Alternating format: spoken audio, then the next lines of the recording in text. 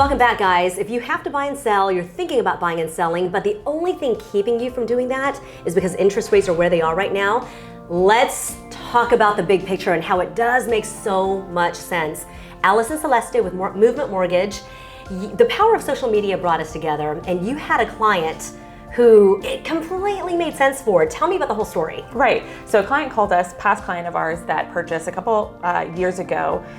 They're sitting at a 3% interest rate. And of course, they're looking at today's market interest rate and thinking, I don't want my mortgage payment to be substantially higher than what it was when we purchased.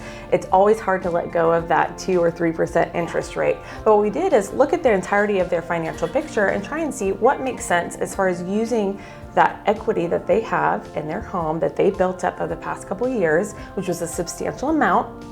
And how do we allocate that towards paying down higher interest rate debt so that we can lower their overall outflow on debts on a monthly basis and still keeping their monthly payment on their mortgage comfortable. So in their case, they had $98,000 in equity that they built up over the past 2 years, which is obviously unprecedented. Yeah.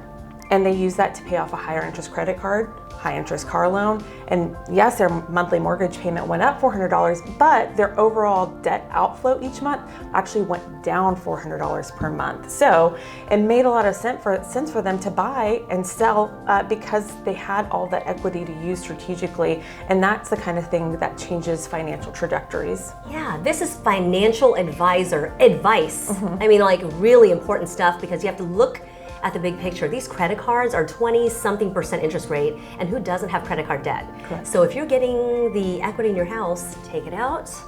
It makes sense. Yes. How much were they saving each month at the end of the day? So $400 extra per month in overall debt outflow. Yeah, and it absolutely makes sense. Yeah. It's really important too to talk about how when you're talking to a lender, they have to give you smart advice that makes sense and not just, here's your sheet, here's our fees, and let's go. Yeah, it's taking almost a holistic approach to mortgage lending and taking that financial advisory role and really looking at not just the mortgage loan product, but what does the balance of your financial picture look like and how can we advise you strategically on that? Because financial literacy is not something that's been taught to many of us. So anytime we can kind of take up that mantle and then educate people, it's always better for them. And rates are gonna be higher as the year rises.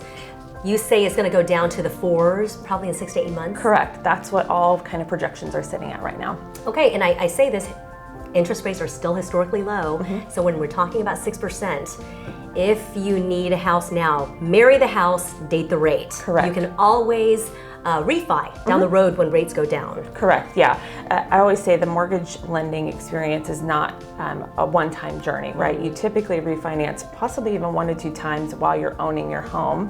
And in our case, we've seen a lot of volatility in market interest rates. So just waiting out that next 6 to 8 months, as long as you can afford the higher payment, it makes so much more sense to buy than rent. Yes, smart financial advice, not just